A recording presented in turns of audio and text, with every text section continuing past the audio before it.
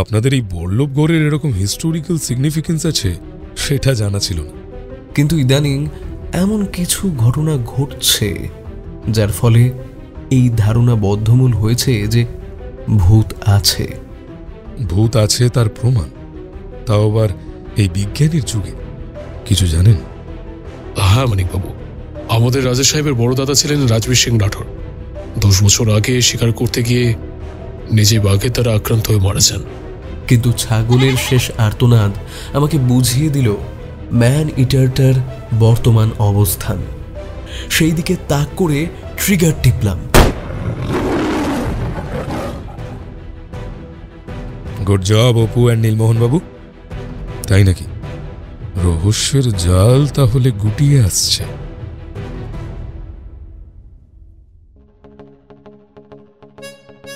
Hello everyone, আমি শ্রীরূপ রয়েছি তোমাদের সঙ্গে and welcome to my channel scary tales. বিভিন্ন স্বাদের বাংলা অডিও স্টোরি শুনতে এখনই সাবস্ক্রাইব করো আমার চ্যানেল স্কেয়ারি টেলস। স্কেয়ারি টেলসের আজকের গল্পটা তোমরা কে কোথা থেকে শুনছো অবশ্যই কিন্তু প্রত্যেকে আমায় কমেন্ট করে জানাও। এছাড়া আমার সঙ্গে যদি তোমরা কথা বলতে চাও তাহলে চলে এসো আমার ইনস্টাগ্রামে। আমার ইনস্টা আইডি স্ক্রিনে দেওয়া রইল, এছাড়া ভিডিও ডেসক্রিপশনের উপরেও দেয়া রয়েছে, সেখান থেকে সবাই যাও আর ইনস্টাগ্রামে আমায় ফলো করো। স্কেয়ারি টেলসের সমস্ত আপকামিং প্রজেক্টসগুলির বিষয় তোমাদের সকলকে আমি রেগুলার নিজে আপডেটস দেওয়ার জন্য একটা হোয়াটসঅ্যাপ চ্যানেল খুলেছি। আমি ডেসক্রিপশনে সেই হোয়াটসঅ্যাপ চ্যানেলের লিঙ্ক দিয়ে রেখেছি। তোমরা সবাই অবশ্যই কিন্তু আমার হোয়াটসঅ্যাপ চ্যানেলটা একটু ফলো করে নাও। স্কেয়ারি টেলসে আজ তোমরা শুনবে মানিকদা সিরিজের গল্প বল্লভগড়ের গেঁড়াকল। শুরু হচ্ছে স্কেয়ারি টেলসের আজকের গল্প।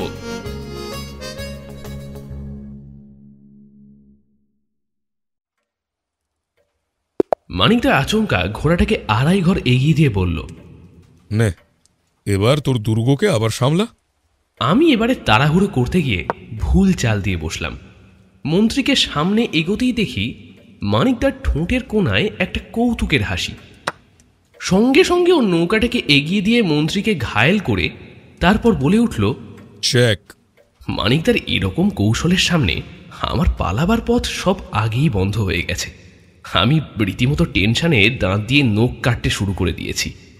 অমনি মানিকদা বলে উঠল, অপু, তোকে কতবার বলেছি দাঁত দিয়ে নখ কাটলে পেট খারাপ হয়ে যায়। আরেকবার করতে দেখি তাহলে কিন্তু মাথায় গাঁটটা খাবি। মানিকদার কথাটা ঠিক, কিন্তু এই মুহূর্তে আমি যে কি পরিমাণ চাপের মধ্যে আছি সেটা ওকে বোঝাই কি করে। আগেই রানী পরাস্ত হয়ে গেছে, এবারে যে করেই হোক রাজাকে বাঁচাতেই হবে। অনেকক্ষণ ধরে মাথা চুলকেও কোনোরকম বাঁচার পথ খুঁজে পেলাম না। আর কোনো পথ সত্যিই নেই। শেষমেশ রাজাকে পাশের ঘরে সরিয়ে দিতেই মানিকদা নিজের কালো ঘোড়াটাকে আড়াই ঘর এগিয়ে দিয়ে শেষ চালটা দিয়ে বলল, চেক অ্যান্ড ম্যাট। বিশ্বের তাবর তাবর দাবারুরাও ওর কাছে হার মানতে বাধ্য হবে। সেখানে আমি তো দুধের শিশু। স্কুলে গত 6 মাস ধরে দাবা খেলে যেটুকু কনফিডেন্স জমেছিল সেটুকুও মানিকদার সাথে খেলতে গেলেই একেবারে ল্যাজে গোবরে হয়ে যায়। মানিকদা ঘুঁটিগুলোকে আবার সাজাতেই যাবে এমন সময় কলিং বেল বেজে উঠল। এমন সময় আবার কি এলো? আমি উঠে দরজা খুলতেই দেখি সামনে নীলমোহনবাবু দাঁড়িয়ে আছেন। হাতে দেখি হাঁড়ি ভর্তি জয়নগরের মোয়া রয়েছে। বেশ বুঝতে পারলাম যে নতুন বইটির বিক্রি বেশ বেড়েই হচ্ছে। আমাকে হাঁড়িটা ধরিয়ে দিয়ে জিজ্ঞেস করলেন, কেমন আছো অপুবাবু? আমি ভালো আছি, আপনি কেমন আছেন? ভিতরে আসুন না। মানে মানিকবাবু আছেন তো? হ্যাঁ হ্যাঁ, মানিকদা আছে, আসুন। নীলমোহনবাবু ঘরে ঢুকতেই মানিকদা বলে উঠল, তাহলে এবারও বইয়ের বিক্রি সেলিং লাইক হট কচুরিস। কথাটা শুনেই নীলমোহনবাবু দন্ত বিকশিত করে উঠলেন।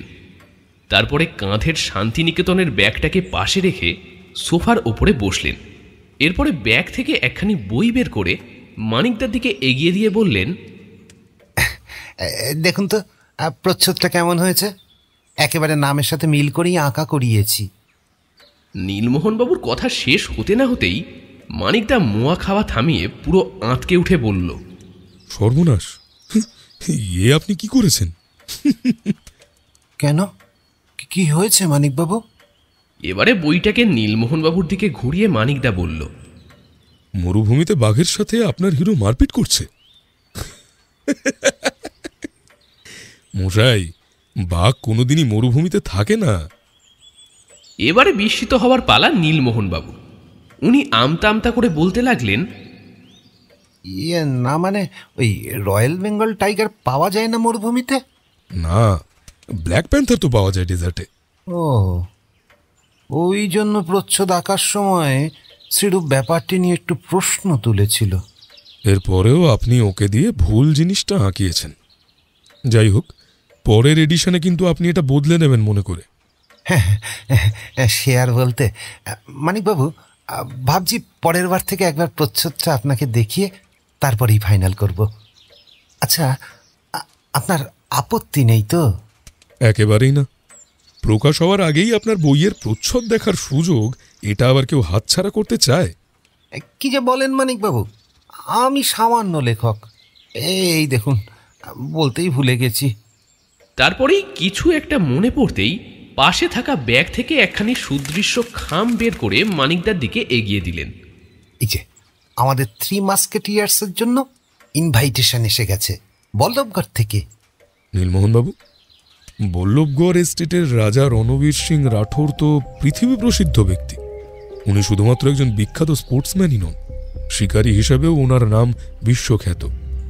বুঝলি অপু, ইনি হলেন সেই মুষ্টিমেয় পরম ভাগ্যবান পুরুষদের মধ্যে অন্যতম, যারা জীবনে শ্রেষ্ঠতম সমস্ত কিছুরই অধিকারী। অভ্যর্থ নিশানা আর আঘাত হানার ক্ষমতায় তার রাইফেল চালনার কোনো তুলনাই চলে না। তার সাথেই তিনি একজন অতি দক্ষ টেনিস খেলোয়াড়। অবশ্য আমি তার ব্যাপারে জানতে পেরেছি বল্লভগড়ের ম্যান ইটারের শিকারের সময় থেকে। আচ্ছা, তার সাথে আপনার আলাপ হলো কি করে? আবার নীলমোহনবাবু গদগদ হয়ে উঠলেন। তারপর বলা শুরু করলেন, এই রাজা রণবীর সিং রাঠোরের সাথে আমার আলাপ হয়েছিল এই শহরেই। আরে মশাই, ওর কলেজ ইউনিভার্সিটি সবই তো কলকাতায়। উনি আবার আমার গল্পের নিয়মিত পাঠক। কলকাতা ছেড়ে চলে এলেও এখনো উনি কলকাতাকে ভোলেনি। নিয়মিত যোগাযোগ রাখে পুরনো বন্ধুদের সঙ্গে। বিজয়া, নববর্ষে কার তো পাঠাই, ফোনও করে মাঝে মধ্যে। আর ওনার ফরমাইশ মতো প্রতি বইয়ের কপি আমি নিজেই পাঠিয়ে দিয়ে থাকি। একবার কথা প্রসঙ্গে আপনাদের কথা বলেছিলেন, তাই এই নিমন্ত্রণ পত্র। মানিকদার রয়্যাল ব্লু রঙের খামটা হাতে নিয়ে দেখল। সেটি বেশ পুরু ধরনের। ভেলভেটের তৈরি সেই খামের উপরে রূপলি কালিতে নীলমোহনবাবুর নাম কার্সিভ ফ্রন্টে লেখা রয়েছে। হাতের লেখা একেবারে মুক্তোর মতন। খাম থেকে সুন্দর একটা গন্ধও বেরোচ্ছিল। কোনো একটা নাম না জানা ফুলের গন্ধ মনে হলো। খামটার উল্টো দিকে চাঁদের চিহ্ন অঙ্কিত রয়েছে সিলের মধ্যে। ভালো করে দেখে মানিকদা বলে উঠল, বাহ, এটা তো মনে হচ্ছে বল্লভগড় স্টেটের রয়্যাল সিম্বল। খামটা খুলে চিঠিটা বের করতে গিয়ে নজরে পড়ল প্রায় শুকিয়ে যাওয়া পটপেরি ফুলের পাপড়ি সেখানে রাখা হয়েছে। এবারে আমাদের সামনে দৃশ্যমান হলো গন্ধের আসল উৎস। মানিকদা শুধু একবার বলল, বাবা, বেড়ে গন্ধ তো। চিঠিখানা নিয়ে খামটা টেবিলের ওপরে রেখে মানিকদা সেটাকে পড়তে শুরু করল। তারপরে আমার দিকে চিঠিটা এগিয়ে দিয়ে নীলমোহনবাবুকে বলল, উনি কোনো একটা রহস্যের কথা বলছিলেন, সেটার ব্যাপারে কি কিছু জানেন? না মানিকবাবু, কই, উনি তো সেরকম কিছু আমাকে বলেননি তো আগে। এবারেই তো প্রথম লিখলেন। কিন্তু মানিকবাবু, আপনি যাচ্ছেন তো? কারণ এই মুহূর্তে আপনার হাতে কোনো কেস নেই। তাহলে তো এখন কয়েকদিনের জন্য আমরা বল্লভগড়ে ঘুরতে যেতে পারি, যেখানে লোকটা আমাদেরকে এত আর করে বলছে। কথাটা আপনি মন্দ বলেননি, কিন্তু সেখানে যাওয়ার জন্য ট্রেনের টিকিট তো রিজার্ভ করতে হবে। মানিকদার কথা শেষ হওয়ার আগেই নীলমোহনবাবু তার শান্তিনিকেতনের ব্যাগ থেকে 3খানি রেলের টিকিট বের করে বললেন, মানিকবাবু, উইথ হিজ এক্সেলেন্সিস কমপ্লিমেন্টস। তাহলে তো দেখছি ব্যাপারখানা বেশ গুরুতর। আচ্ছা, তা আমরা বেরোচ্ছি কবে? সামনের রবিবার সন্ধ্যে 7টায় হাওড়া স্টেশন থেকে গাড়ি ছাড়বে।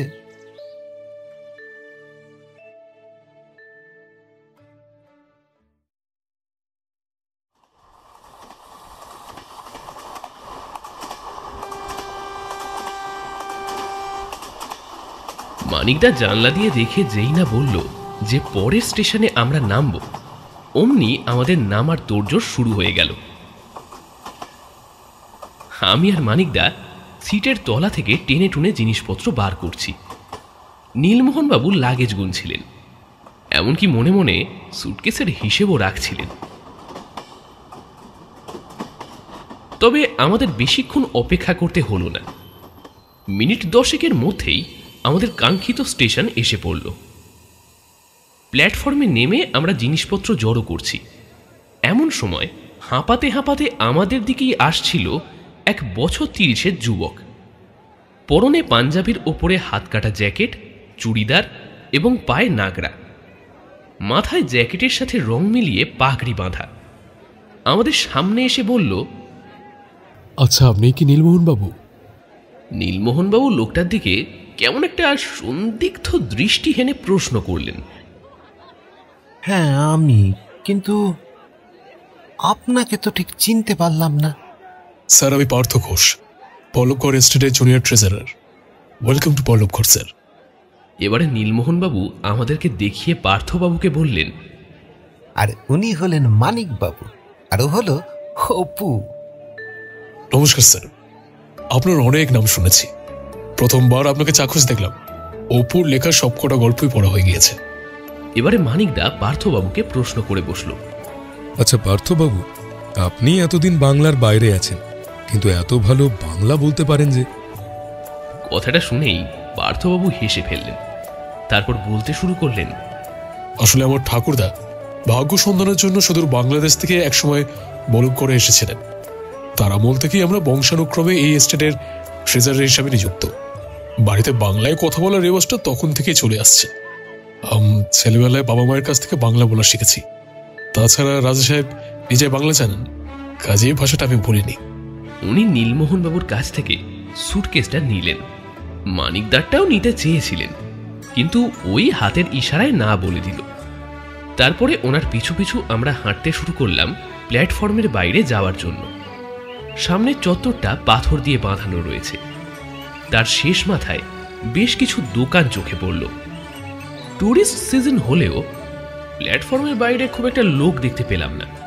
অবশ্য বেশিরভাগ ট্যুরিস্টই কন্ডাক্টেড ট্যুরে বল্লভগড় জঙ্গল ঘুরতে আসে, তাই এই ছোট ছোট স্টেশনে তেমন ভিড় থাকে না।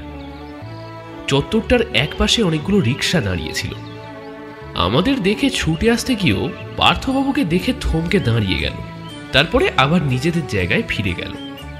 আমরা কিছুটা এগোতেই দেখতে পেলাম সামনে একটা ফোর্ড শেলভি GT 500 গাড়ি দাঁড়িয়ে রয়েছে। এরকম গাড়ির কথা খবরের কাগজে অনেক পড়েছি, কিন্তু এই প্রথম চাক্ষুষ দেখলাম। গাড়ির পাশেই ড্রাইভার দাঁড়িয়েছিল। পার্থবাবুর কাছ থেকে সুটকেসটা নিয়ে সেটাকে জায়গা মতো রেখে দিলেন। তারপর ড্রাইভারের পাশের সিটে উনি বসলেন। আমরা তিনজনে বসলাম পিছনের সিটে।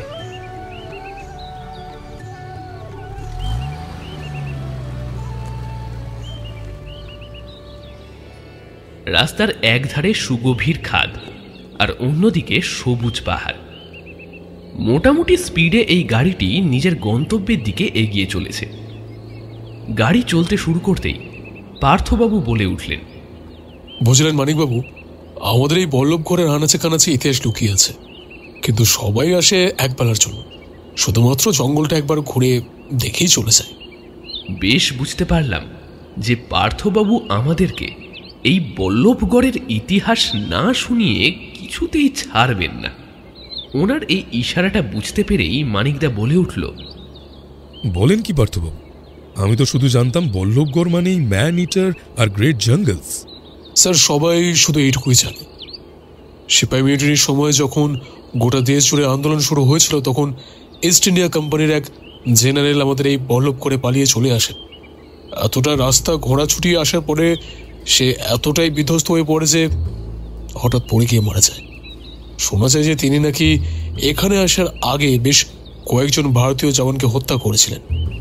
সেই সময় চারিদিকে ভারতীয় সৈনিকরা হন্যে হয়ে ইংরেজ সৈনিকদের খোঁজে চলেছে, তাই দিনের বেশি সময়টা সে গাছের উপরে উঠে চুপটি করে বসে থাকত। সন্ধ্যের দিকটায় একটুখানি ঘুমাতে পারত। রাতের বেলায় মানুষের থেকে জন্তু জানোয়ারের ভয় ছিল বেশি। সেই সময় ঘুম আর শান্তি তাকে অবশ করে তুলেছিল। এইভাবে প্রায় সপ্তাহখানেক সময় কাটিয়েছিল সেই সাহেব। সেই সময় আচমকাই একটা ম্যান ইটারের সম্মুখীন হয়ে এই পল্লব করে। তার হাত থেকে মুক্তি দিতে সেই সময় অনেক চেষ্টা করা হলেও কোনোভাবেই সেই বাঘের থেকে মুক্তি পাওয়া যাচ্ছিল না। তখনকার রাজা সাহেব সেই ম্যান ইটারটাকে মারার জন্য ইনাম অবধি ঘোষণা করেছিলেন। নানান জায়গা থেকে অনেক শিকারী এসেছিল বলে শোনা যায়, কিন্তু শেষমেশ এই ইংরেজ জেনারেল তার অব্যর্থ নিশানায় খতম করতে সক্ষম হয়েছিল সেই ম্যান ইটারটাকে। খবরটা রাজা সাহেবের পূর্বপুরুষের কাছে পৌঁছতে বেশি সময় লাগেনি। তখন তাকে শেল্টার দেয় আমাদের রাজা সাহেবের পূর্বপুরুষ। এই আর কি। এতক্ষণ ধরে মন দিয়ে আমরা পার্থবাবুর কথাগুলো শুনছিলাম। আপনাদের এই বল্লভগড়ের এরকম হিস্টোরিক্যাল সিগনিফিকেন্স আছে সেটা জানা ছিল না। বাই দ্য ওয়ে, সেই ইংরেজ জেনারেলের নাম কি ছিল? জেনারেল জেফ্রে আর্চার। অবশ্য ইতিহাসের বইতে এই ঘটনার উল্লেখ আছে বলে আমার মনে হয় না, তবে বল্লভগড়ে এই ঘটনা আজও বহুল প্রচারিত। আচ্ছা, সেই জেনারেল কি এখানেই থেকে গিয়েছিলেন? না না, উনি বছরখানেক আগে ছিলেন, তারপরে উনি সোজা ইংল্যান্ডে চলে যান। আচ্ছা, এখনো ম্যান ইটার দেখা যায় এখানে? বেশ কয়েক বছর ম্যান ইটারের কোনো খবর শোনা যায়নি। তবে তবে কি পার্থবাবু? ইদানিং প্রায় রাতের বেলায় বাঘের ডাক শুনতে পাওয়া যায়। অবশ্য এখনো অবধি ক্ষয়ক্ষতির কোনো খবর আসেনি, তবু সাবধানের মার নেই। কথাটা শুনেই নীলমোহনবাবুর মুখ শুকিয়ে গেল। একটা ঢোক গিলে কোনো রকমে আমতা আমতা করে বললেন, মানিকবাবু, এই বাঘ কি মানুষ খায়? আমিও আপনার মতো এইমাত্র বল্লভগড়ে এসেছি, তবে এই বাঘ মনে হয় না এখনো অবধি কোনো মানুষের শিকার করছে বলে। তাই রাতের বেলায় জঙ্গলে না গেলেই ভালো। তাহলে কোনো অসুবিধা নেই, আমি তো প্ল্যান করেছি দিনের বেলায় জঙ্গলে যাব। নীলমোহনবাবুর কথা শুনে মানিকদা কোনো উত্তর দিতে যাবে তার আগেই পার্থবাবু বললেন, স্যার, আমরা এসে পড়েছি। Welcome to Ballabhgarh palace.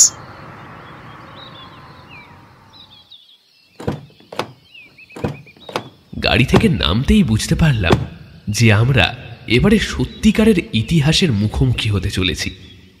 আমি তো ভাবতেই পারছি না ইতিহাসের বইয়ের পাতায় দেখা কেল্লাগুলো এবারে চোখের সামনে দেখতে পাবো। পাথুরে রাস্তায় কিছুটা হেঁটে চোখে পড়ল পেল্লাই সাইজের 3 পাল্লা দেওয়া একটা দরজা। আমরা সেদিকে এগোতেই একজন দারোয়ান গোছের লোক আমাদের দিকে এগিয়ে এলো, তারপরে সেলাম করে দরজা খুলে দিল। আমরা এগোনোর সময় লক্ষ্য করলাম নীলমোহনবাবুর মুখ হাঁ হয়ে গেছে।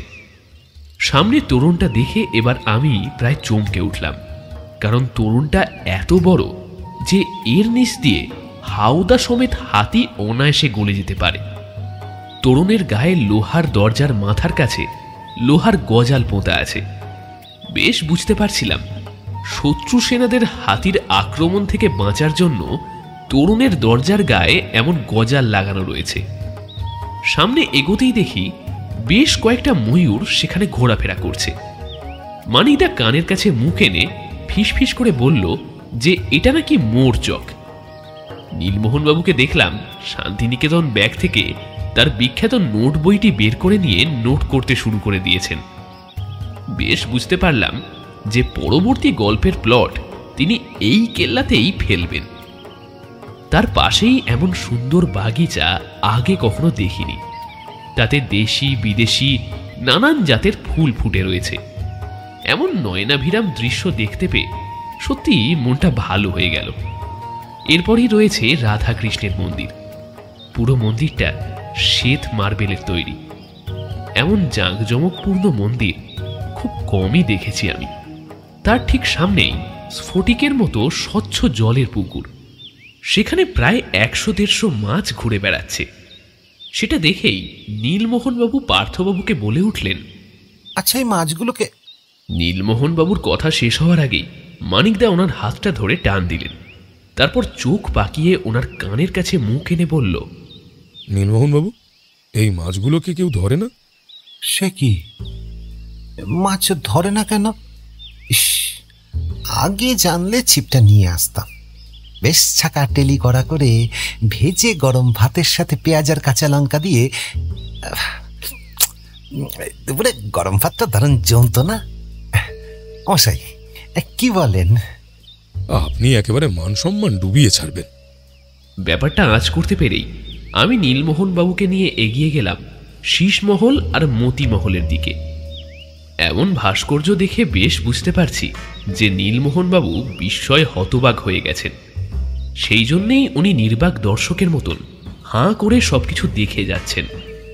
মানিকদাকে দেখলাম সবকিছুকে খুঁটিয়ে খুঁটিয়ে দেখে চলেছে। পুরো কেল্লাটা জুড়ে এরকম 11খানা মহল রয়েছে। পরে ওর মুখে শুনেছিলাম এইসব মহল কেল্লার মধ্যে এমনভাবে করা হতো যে অতর্কিতে আক্রমণের হাত থেকে রক্ষা পাওয়া যায়। অবশেষে আমরা এসে পৌঁছলাম কেশব নিবাসে।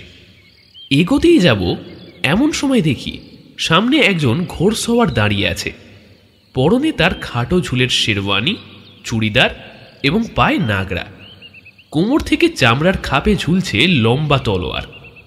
মাথায় জমকালো পাখড়ি, গ্রিক ভাস্কর্যের মতো প্রশস্ত বুক, চোখ দুটো একেবারে যেন এক্সরে মেশিনের মতো আমাদেরকে দেখে চলেছে। টিকালো নাক আর তার সাথে ঠোঁটের উপরে একখানা তাগড়াই গোঁফ, সেটার পরিধি প্রায় কান অবধি পৌঁছে গেছে। পরে মানিকদার কাছ থেকে জেনেছিলাম এদের কাছে গোঁফের মাহাত্ম্যটা নাকি বীরত্বমূলক। ওনার পেছনে 2 জন অনুচর জাতীয় লোক রয়েছে। তাদের পরনে খাটো ধুতির ওপরে ফতুয়া ধরনের জামা আর মাথায় পাগড়ি রয়েছে। সেই গ্রিক ভাস্কর্য আমাদেরকে দেখে এগিয়ে এলো। তারপরে ঘোড়া থেকে নেমে নীলমোহনবাবুকে একগাল হেসে বললেন, নীলমোহনবাবু, ওয়েলকাম টু বল্লভগড়। আমার সাথে প্রায় 6 বছর পরে আবার দেখা হলো। রাজা সাহেবের এহেন উষ্ণ অভ্যর্থনায় নীলমোহনবাবু রীতিমতো গদগদ হয়ে পড়েছেন। তিনি তো বলে বসলেন, হিজ এক্সেলেন্সি মানে রাজা সাহেব। আপনি কেমন আছেন? আমি ভালো আছি। আপনি কেমন আছেন? আসতে কোনো অসুবিধা হয়নি তো? না না, একদম ফার্স্ট ক্লাস ভাবেই এসেছি। দেখেছেন, আপনার সাথে আলাপ করানোই হয়নি। এরপর মানিকদাকে দেখিয়ে বললেন, ইনি হলেন প্রখ্যাত গোয়েন্দা মানিক সি মিটার, আর ও হলো। ওনার কথা শেষ হওয়ার আগেই রাজা সাহেব বলে উঠলেন, আর ও হলো অপু। মানিকবাবুর নানান কাহিনী তো ওই লিখে থাকে। আমি কিন্তু সবকটা গল্পই পড়েছি। আচ্ছা, এতটা রাস্তা অতিক্রম করেছেন, নিশ্চয়ই ক্লান্ত হয়ে পড়েছেন। চলুন মহলে যাওয়া যাক। আর পার্থ, ওনারা থাকবেন খাস মহলে। রাজা সাহেবের কথা শেষ হতেই পার্থবাবু ঝুঁকে গিয়ে ওনাকে সেলাম করে বলল, জি হুজুর। শেষ তোরণ অতিক্রম করে আমরা খাস মহলের সামনে পৌঁছে গেলাম। তরুণের গায়ে শিল্পকলাগুলো মানিকদা বেশ মনোযোগ সহকারে দেখছিল।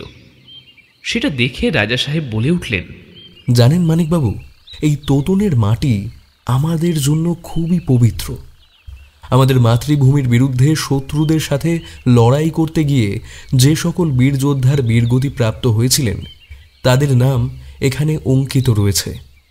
আর এই তোরণ হল শত্রুদের বিরুদ্ধে আমাদের শেষ প্রতিরোধের জায়গা।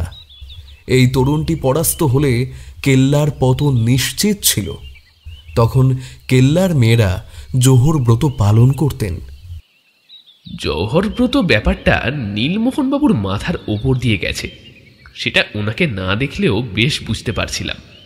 কিন্তু উনি যে এমন একটা কাণ্ড ঘটাবেন সেটার জন্য একদম প্রস্তুত ছিলাম না। ভাগ্যিস মানিকদা সঙ্গে ছিল। নীলমোহনবাবু কিছু বলার আগেই মানিকদা ওনার হাতটা ধরে টান দিলেন। তারপরে খুব আস্তে স্বরে বলে উঠল, জোহর ব্রততে জ্বলন্ত অগ্নিকুণ্ডের মধ্যে ঝাঁপ দিয়ে আত্মসম্মান রক্ষা করতেন কেল্লার নারীরা। কি বলেন মশাই? দাঁড়ান, আমি নোট বইতে লিখে নিই। ব্যাপারটা তো বেশ ইন্টারেস্টিং। এবারে পার্থবাবু আমাদেরকে নিয়ে সামনের দিকে এগিয়ে চলল। কিছুক্ষণের মধ্যেই আমরা আমাদের গন্তব্যস্থলে পৌঁছে গেলাম। রাজা সাহেব বলে উঠলেন, আপনারা বিশ্রাম নিন, আমার একটু কাজ আছে। কিছুক্ষণের মধ্যে খাবার টেবিলে দেখা হচ্ছে।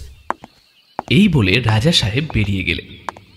এরপরে আমাদেরকে নিয়ে পার্থবাবু কেল্লার নির্দিষ্ট কক্ষে চলে এলেন। এমন সুবিশাল ঘর আমি জীবনে কখনো দেখিনি। ঘরটির উচ্চতা অনেকটাই বেশি। পুরো দেয়াল জুড়ে এখানকার কলাকৃতি অঙ্কিত রয়েছে। মোজাইক ডিজাইনের এমন নিখুঁত কাজ এই দেশে খুব কমই দেখেছি। ঘরে 3টি বিছানা পাশাপাশি পাতা রয়েছে। তার মধ্যে একটি বিছানা জানলার ধারে হওয়ায় নীলমোহনবাবুর মুখটা দেখলাম একদম বাংলা 5-এর মতো হয়ে গেছে। সেটা দেখে মানিকদা মুচকি হেসে বলল, নীলমোহনবাবু, একদম চিন্তা করবেন না, ওই বিছানাটা আমিই নেব। আপনি বরং মাঝেরটা নিন। এই অবু, তুই ওদিকেরটা নিয়ে নিস রে। মানিকদার কথা শুনেই নীলমোহনবাবুর মুখের জ্যামিতিটা একেবারেই বদলে গেল। দন্ত বিকশিত করে এমন ঝকঝকে হাসি দিলেন যে মানিকদা যেন তার জীবনের সব প্রবলেমের সমাধান করে দিয়েছে। পার্থবাবু চলে যেতেই আমরা এক এক করে বাথরুমের কাজ সেরে নিলাম। ইতিমধ্যে ট্র্যাডিশনাল পোশাকে একজন পাগড়িধারী উপস্থিত হয়েছে। আমাদেরকে বলল, হুজুর, রাজা সাহেব আপনাদের জন্য অপেক্ষা করছেন। নীলমোহনবাবু তার কাঁধে শান্তিনিকেতনের ব্যাগটা ঝুলিয়ে নিয়ে বলে উঠলেন, চলুন, আমরা তৈরি। সেই পাগড়িধারীর পিছু পিছু আমরা এগিয়ে গেলাম। উনি আমাদের যে জায়গাটায় নিয়ে এলেন সেটা আকাশ খোলা এক ফালি বারান্দা। রেলিংটা লোহার তৈরি, কিন্তু অসাধারণ অলঙ্করণে পরিপূর্ণ। বারান্দার কোণায় 2খানি বিদেশি কুকুর বাঁধা অবস্থায় রয়েছে। চেয়ারের ওপর বসে তাদের মধ্যে একটি কুকুরের গায়ে রাজা সাহেব হাত বোলাচ্ছিলেন। প্রতি কোণায় একজন করে পাগড়িধারী সশস্ত্র অবস্থায় পাহারা দিচ্ছে।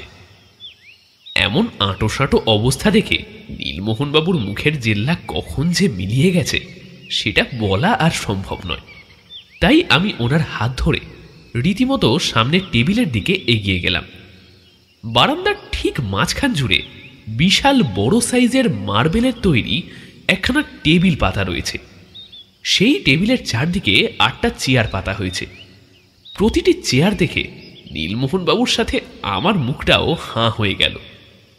মার্বেলের তৈরি চেয়ারগুলোর উপরে আমাদের দেশীয় সংস্কৃতির নিদর্শন বিদ্যমান। চেয়ারে বসতে গিয়েই আমার আচমকা চোখ পড়ল একটু দূরে পাঁচিলের ওপরে একটা বিরাট ময়ূর উঠে বসল। তার গলার উজ্জ্বল নীল রং সূর্যের আলোয় ঝলমল করে উঠেছে। এইখানে আসার পরে আমি এই প্রথম ময়ূর দেখলাম। ময়ূরটা একটা কর্কশ ডাক ছেড়ে রাস্তা পেরিয়ে অন্য পাঁচিলের আড়ালে অদৃশ্য হয়ে গেল। আমরা বসতে না বসতেই দেখি কয়েকজন পাগড়িধারী খাবারের থালা হাতে এগিয়ে আসছে। প্রথম জনের হাতে সোনার তৈরি কেটলি এবং চায়ের সরঞ্জাম। সে এসে টেবিলের ওপর সেই থালা রাখতে না রাখতেই দেখি দ্বিতীয় জনও হাজির হয়ে গেছে। এর হাতে রয়েছে হরেক রকমের ফল, আর 3 নম্বর জনের হাতে ডাল বাটি চূরমা।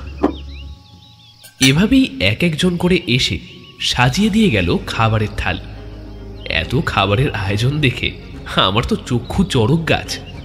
পাগড়িধারী আমাদের দিকে থালার ওপরে খাবার দাবার সাজিয়ে দিল। মানিকদা এসব কিছু মুখে না তুলে সবার আগে চায়ের পেয়ালাটি হাতে তুলে দিল।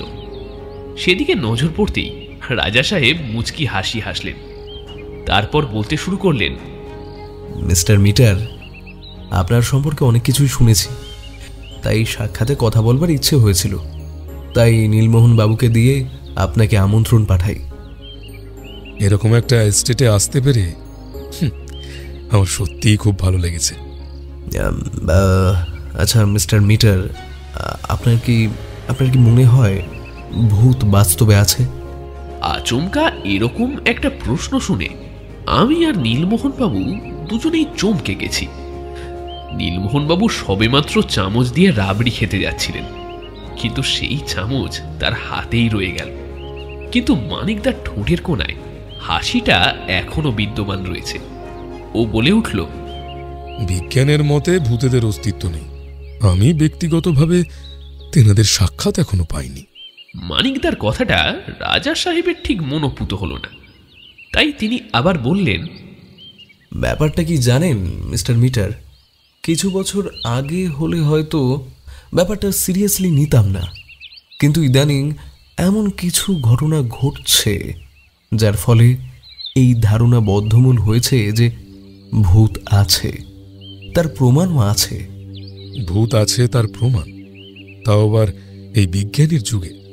বাহ, ব্যাপারটা বেশ ইন্টারেস্টিং। একটু গোড়া থেকেই বলুন তো। নিশ্চয়ই, বলবো বলেই তো আপনাদের ডেকে পাঠিয়েছি। তার আগে খাওয়া শুরু করুন। আমাদের খানসামা খুব সুন্দর রান্না করে। হ্যাঁ, যা বলছিলাম, ঘটনাটা প্রায় বছর 5 আগেকার হবে। আমার প্রজারা এসে খবর দিল যে পার্শ্ববর্তী গ্রামগুলোয় একটা ম্যান ইটার নাকি তাণ্ডব চালিয়ে যাচ্ছে। যথারীতি কয়েকজনকে নিয়ে বেরিয়ে পড়লাম সেই গ্রামের উদ্দেশ্যে বিস্তারিতভাবে তথ্য সংগ্রহ করতে। কারণ সেই ম্যান ইটারটা সম্পর্কে খুঁটিয়ে খুঁটিয়ে তথ্য না জানতে পারলে তাকে মারাটা যে আমার পক্ষে অসুবিধা হবে সেটা তাদেরকে বুঝিয়ে বললাম। তখন তারা আক্রান্ত গ্রামবাসীদেরকে আমার কাছে নিয়ে এসে উপস্থিত করল। ওই রকম হতভাগ্য জীবন মৃতদের দেখে আমার অন্তরাত্মা কেঁপে উঠল। আর কাল বিলম্ব না করে বেরিয়ে পড়লাম সেই ম্যান ইটারের সন্ধানে। সেই গ্রামবাসীদের মুখ থেকে যেটুকু তথ্য পেয়েছিলাম তাতে বুঝতে পেরেছিলাম সেই স্থানে যাওয়ার জন্য প্রথমেই যেতে হবে এক অত্যন্ত খাড়াই পাহাড়ের উতরাইয়ের গভীরে এক উপত্যকায়। সেখানে পৌঁছে আমাদের যেতে হবে পাহাড়ের উল্টো দিকে। প্রথমে ভেবেছিলাম নদী ও উপত্যকার সঙ্গমস্থল উপত্যকাটি হেঁটে সেখানে যাব, কিন্তু আমার সাথে থাকা পথপ্রদর্শকরা অত দুর্গম পাহাড় খুব অনায়াসে পেরোতে লাগলো। আপনাকে কি বলবো মিস্টার মিটার, পাহাড়টি ছিল অত্যন্ত খাড়া এবং কাটা ঝোপে ঢাকা। তার সাথে ওই পাহাড়ে ছিল আলগা নুড়ি পাথর ভর্তি। ফলে সেখান দিয়ে হেঁটে যেতে আমাদের রীতিমতো কষ্ট হচ্ছিল। তার উপর সময়টা ছিল দুপুরের দিকে, সূর্য একেবারে মাথার উপর। সুতরাং বুঝতেই পারছেন রোদের তেজ কেমন চড়া ছিল। আমরা কোনো মতে ঘেমে নিয়ে পাহাড়ের চূড়োয় পৌঁছলাম। এ পর্যন্ত আমাদের চোখে একটি গ্রামও পড়েনি, কিন্তু সেখানে আমরা পৌঁছলাম এক সংকীর্ণ পথে। তা সোজা এসে পৌঁছেছে নদীতে। ওই পথটা জলের ওপার দিয়ে গেছে। নদীটা এখনই এতটা খরস্রোতা, তাহলে বুঝতেই পারছেন বাদলার দিনে এর অবস্থা কেমন হবে। তার উপর এখন আবার নদীতে বান। আমার মনে হলো এই অবস্থায় পার হওয়া খুব বিপজ্জনক হবে, কিন্তু আমাদের সাথে থাকা সেই পথপ্রদর্শক হাসি মুখে বলল যে এই নদীতে পার হওয়া এই মুহূর্তে সবচেয়ে নিরাপদ। সেই মতো আমার জুতো মোজা খুলে ফেললাম। সঙ্গে থাকা সঙ্গীর হাতে হাত জড়িয়ে জলে নামলাম। কয়েকবার পায়ের আঙুলে মোচড় খেয়ে পা হড়কে ভেসে যাওয়া থেকে কোনো মতে বাঁচিয়ে আমরা কোনো রকমে নদীর অপর পারে উঠলাম। উচ্চ রবে অনেকগুলো পাখি উড়ে গেল দূর আকাশে। সেই ম্যান ইটারের শেষ শিকার করেছে আমাদের বর্তমান স্থান থেকে আরও ভিতরের দিকে। ওই বিস্তীর্ণ প্রান্তরে পৌঁছে আমার সঙ্গে থাকা লোকজনকে কিভাবে সুরক্ষিত রাখব সেটা ভেবেই সিদ্ধান্ত নিয়েছিলাম যে আমাদের পালা করে পাহারা দিতে হবে। সেই মতো অস্থায়ীভাবে থাকার আর রান্নার ব্যবস্থা করার শেষে বাঘের অতর্কিত আক্রমণের হাত থেকে বাঁচার জন্য আগুন জ্বালিয়ে দেওয়া হলো। সেই রাতটা যে কিভাবে কাটিয়েছিলাম সেটা কেবলমাত্র আমিই জানি। সেই আতঙ্কের রাত কোনো রকমে কাটিয়ে আমরা দুপুরের দিকে এসে পৌঁছলাম সেই ম্যান ইটারের শিকার ভূমিতে। এখানে সে বাচ্চা বুড়ো মিলিয়ে মোট 4খানা মানুষ মেরেছে। শেষেরটা মেরেছে দিন 4 আগে। ওই গ্রামটাতে ঘরের সংখ্যা গোটা 20 মতো। একেবারে পাহাড়ের গায়ে গ্রামটা গড়ে উঠেছিল। সামনে বিরাট এক উপত্যকা। সেখানে চাষবাস করাই ওই গ্রামের বাসিন্দাদের প্রধান জীবিকা। আমি সেই দিনই টোপ হিসাবে একটা ছাগল কিনে নিয়ে আসি পাশের গ্রাম থেকে।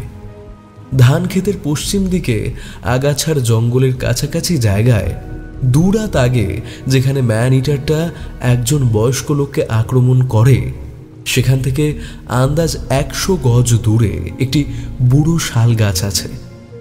দুটি ক্ষেতের মধ্যে একটি 6 ফুট উঁচু পাড় থেকে গজিয়েছে গাছটি, এবং এমন এক কোণ সৃষ্টি করে পাহাড়টি থেকে বাইরে হেলে আছে যে আমার পক্ষে রবারের সোলের জুতো পরে গুড়িটি বেয়ে হেঁটে ওঠা সম্ভব হলো।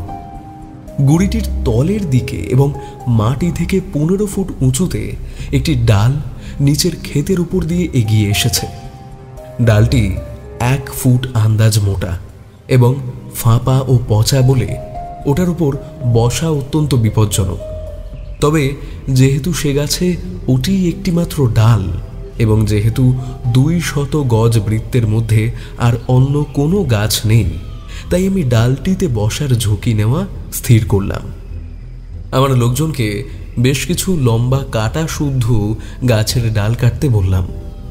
গাছটির গায়ে ঠেস দিয়ে ডালে পা ছড়িয়ে বসার পর আমি ওদের দিয়ে কাটা ডালগুলোর বান্ডিল বাঁধালাম।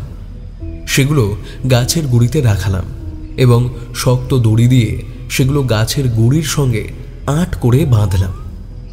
10 থেকে 20 ফুট অবধি লম্বা অনেকগুলো কাঁটাযুক্ত গাছের ডালগুলো দুপাশে বেরিয়েছিল এবং ভারসাম্য রক্ষার জন্য ধরার মতো আমার কিছু ছিল না বলে আমি ডালগুলো আমার দুদিকে টেনে নিলাম এবং আমার বাহু ও শরীরের মাঝখানে শক্ত করে চেপে রাখলাম। বিকালের মধ্যেই আমার প্রস্তুতি খতম হয়ে গেল।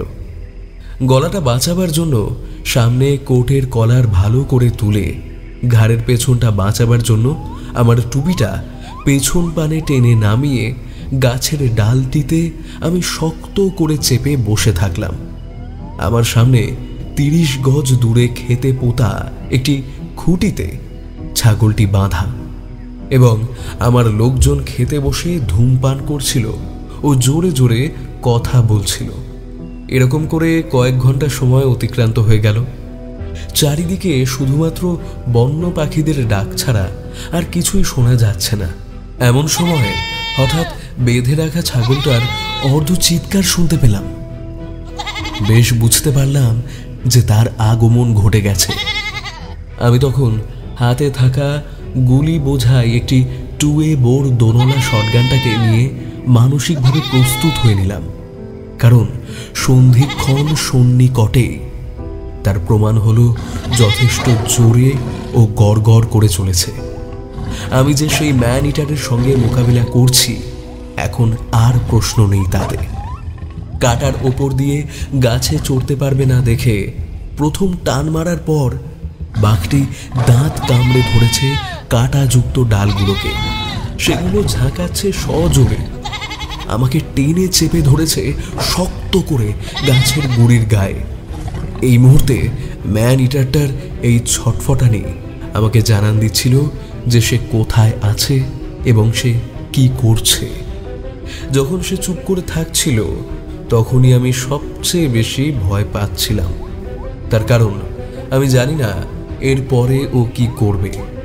সেই ম্যান ইটারের হিংস্র মানসিকতা কি শুধু ছাগলটাকে মেরে ক্ষান্ত হবে, নাকি মানুষের রক্ত তার চাই? কিছু পরেই আবার নেমে এলো সেই নীরবতা, যাকে আমি খুব ভয় পাচ্ছিলাম। কিন্তু ছাগলের শেষ আর্তনাদ আমাকে বুঝিয়ে দিল ম্যান ইটারটার বর্তমান অবস্থান। সেই দিকে তাক করে ট্রিগার টিপলাম। আমার গুলির জবাব দিল এক ক্রুদ্ধ গর্জন করে। সেই বাঘটি যেন পেছনে পড়ে গেল। তারপরেই বুঝলেন মিস্টার মিটার, ওপরের খেতে মিলিয়ে গেল। আমি শুধুমাত্র একটা সাদা ঝলক দেখলাম।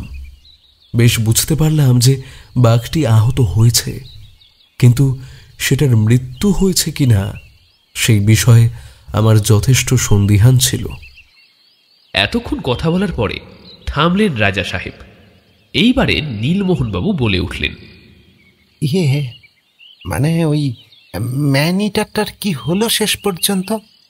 কথাটা শুনে রাজা সাহেবের ঠোঁটের কোণায় এক টুকরো হাসি ভেসে উঠল। তারপরে বলতে শুরু করলেন, ম্যান ইটারটাকে গুলি মারার পরে প্রায় মিনিট 15 সময় কেটে গেছে, কিন্তু তার কোনো সাড়া শব্দ পাচ্ছিলাম না। এরপরে শুনতে পেলাম আমার সঙ্গী সাথীদের সম্মিলিত কলরব। মশাল জ্বালিয়ে যখন ওই ছাগলটি যেখানে বেঁধে রাখা হয়েছিল সেখানে যাওয়া হলো, দেখতে পেলাম ছাগলটার ঘাড়ের ওপর থেকে এক খাবলা মাংস খাওয়া। আমি লোকদের বললাম যে আমি বাঘটিকে জখম করেছি, তবে কত গুরুতরভাবে তা জানি না। অতঃপর সেই ক্ষেতটাকে ভালো করে খুঁটিয়ে দেখতে গিয়ে চোখে পড়ল ম্যান ইটারটার মৃতদেহ পড়ে আছে নীলমোহনবাবু আর থাকতে না পেরে বলেই বসলেন, রাজা সাহেব, আপনার এই অভিযানের কথা শুনে আমার গাটা কেমন কাটা দিয়ে উঠেছে। সত্যিই রাজা সাহেব, আপনার মতো শিকারী ভূভারতে খুব কমই আছে, কিন্তু এখনো অবধি আমি এই ভূতের ব্যাপারটা ঠিকমতো বুঝতে পারিনি। বলছি। তোমরা শুনছো স্কেরি টেলসের আজকের গল্প বল্লভগড়ের গ্যারাকল। গল্পটা এতদূর যদি তোমার ভালো লেগে থাকে তাহলে অবশ্যই ভিডিওটাকে একটা লাইক করে দাও। আর স্কেরি টেলসকে এখনো যদি সাবস্ক্রাইব না করা থাকে তাহলে চটপট সাবস্ক্রাইব করো, আর পাশে থাকা নোটিফিকেশনের বেল আইকনটা প্রেস করে নোটিফিকেশন অন করে নাও। এই ঘটনার পরে আর কিন্তু কোনো ম্যান ইটারের ব্যাপারে খবর পাওয়া যায়নি, কিন্তু বেশ কিছুদিন ধরেই জঙ্গলের মধ্যে বাঘের ডাক শোনা যাচ্ছে। তন্ন তন্ন করে জঙ্গল খুঁজে দেখা হয়েছে, কিন্তু কোথাও কোনো বাঘের সন্ধান পাওয়া যায়নি। এমত অবস্থায় সেই গ্রামবাসীরা বলতে শুরু করেছে, লাস্ট যে ম্যান ইটারটাকে মেরেছিলাম তার আত্মা নাকি এখনো ঘুরে বেড়াচ্ছে জঙ্গলের মধ্যে। কথাটা বলেই চুপ করে গেলেন রাজা সাহেব।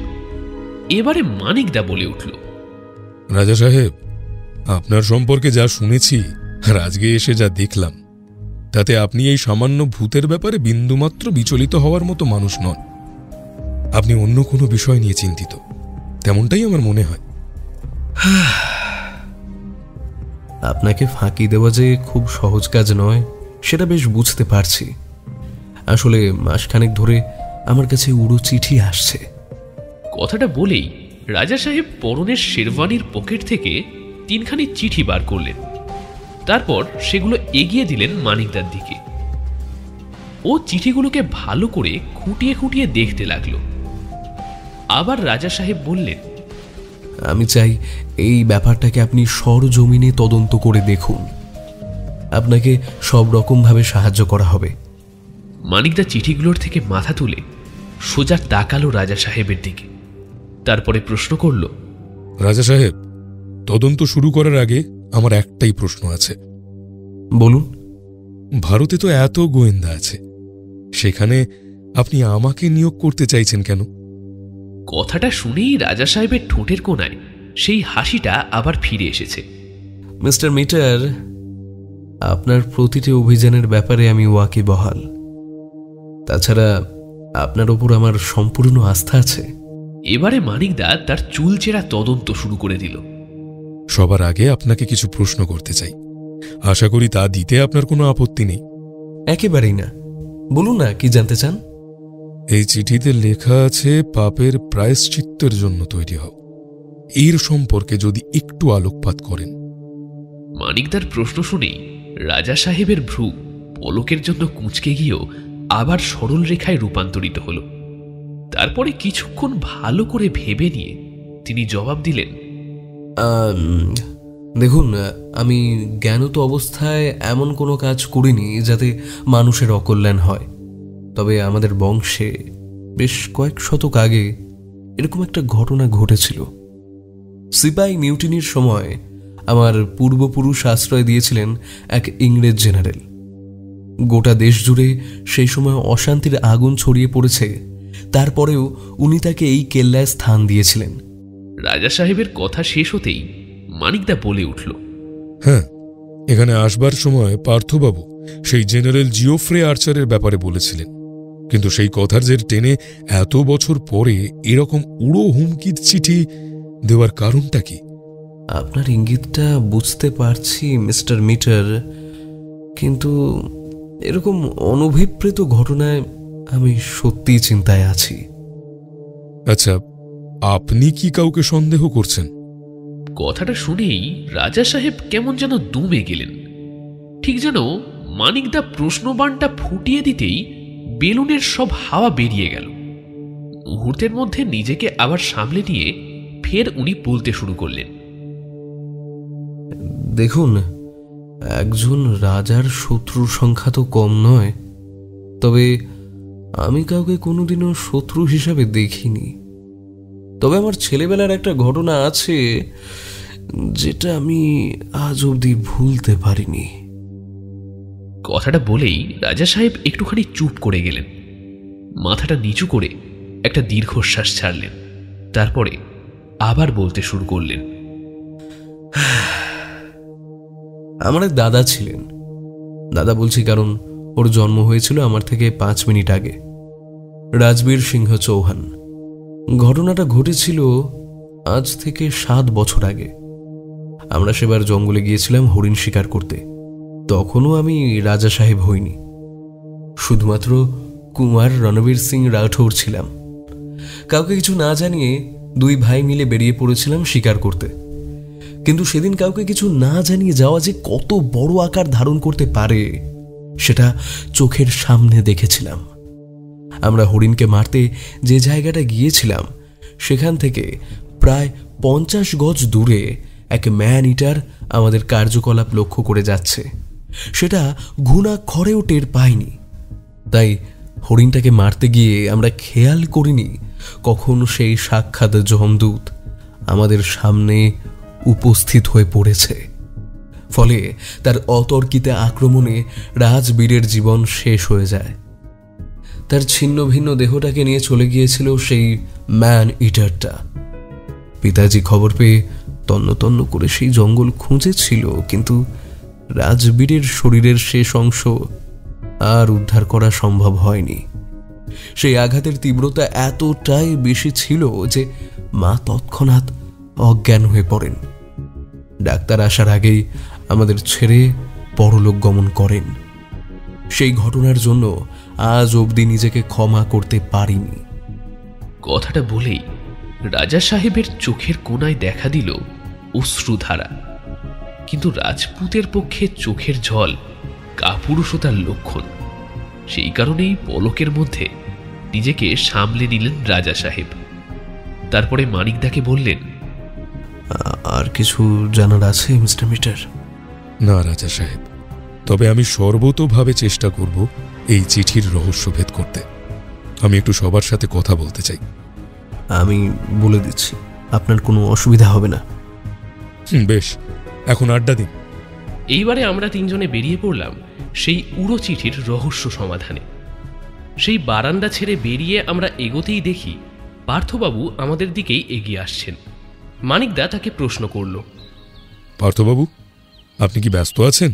না মানিকবাবু, কিছু দরকার ছিল কি? আসলে আমি আপনাকে কিছু প্রশ্ন করতে চাই। নিশ্চয়ই করুন না, কিন্তু কোন ব্যাপারে? আপনি কি জানতেন যে রাজা সাহেবকে কেউ বা কারা উড়ো চিঠি দিয়েছিল গত 1 মাস ধরে? না মানিকবাবু, এরকম কোনো ঘটনার ব্যাপারে রাজা সাহেব তো আমাকে কিছু জানায়নি। ব্যাপারটা নিয়ে রাজা সাহেব একটু আপসেট আছেন। কি বলছেন মানিকবাবু? এরকম একটা ঘটনা ঘটেছে যেটা কিনা একেবারে আমার নাকের ডগায়, আর আমি কিনা সেটার সম্পর্কে কিছু জানি না। এই বলছি, আপনি কখনো স্বীকার করেছেন? হ্যাঁ, ওই আর কি। আসলে আমি স্টেট লেভেলের শুটিং চ্যাম্পিয়ন।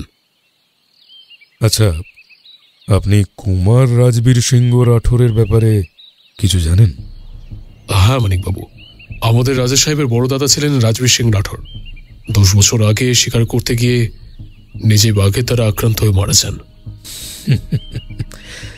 অসংখ্য ধন্যবাদ পার্থবাবু। আমি একটু কেল্লার বাকি সদস্যদের সাথেও কথা বলতে চাই। নিশ্চয়ই, চলুন না, আমি ব্যবস্থা করে দিচ্ছি। এবারে মানিকদা আমাদের দিকে ঘুরে বলল, এই অপু, তুই আর নীলমোহন বাবু ঘুরে আসতে পারিস তো? গোটা বল্লভগড় জুড়ে এমন অনেক মহান কীর্তি ছড়িয়ে রয়েছে রে, যা না দেখলেই কিন্তু মেস। সুতরাং আর দেরি না করে বেরিয়ে পড়। মানিকদার ইশারা বেশ ভালো করেই বুঝতে পারলাম। আসলে ও চাইছে আমরা যাতে কেল্লার বাইরের লোকেদের সাথে কথা বলি। অনেক সময় মানুষ রাজা সাহেবের ভয়ে সত্যি কথাটা বলতে ভয় পায়। সেখানে রাজা সাহেবের উড়ো চিঠির কোনো সূত্র যদি খুঁজে পাওয়া যায়, তাহলে কেসটা সমাধান করতে অনেকটাই সহজ হয়ে যাবে। সেই মতো ওদেরকে বিদায় জানিয়ে আমরা দুজনে কেল্লার বাইরের দৃশ্য পরিদর্শনে বেরিয়ে পড়লাম। বাইরে আসতেই দেখতে পেলাম বেশ কয়েকটা টাঙ্গা দাঁড়িয়ে আছে। আমাদেরকে দেখেই অনেকে হাঁকডাক শুরু করলো, কিন্তু এক বয়স্ক টাঙ্গাওয়ালাকে দেখে নীলমোহনবাবুর কি হলো জানি না, উনি শটান সেই টাঙ্গার সামনে এসে উপস্থিত হলেন। সেই টাঙ্গাওয়ালার পরনে পুরোদস্তুর রাজস্থানী পোশাক, মাথায় পাগড়ি, পায়ে নাগরা। আমাদেরকে টাঙ্গায় উঠতে বলে উনি গাড়ি ছেড়ে দিলেন।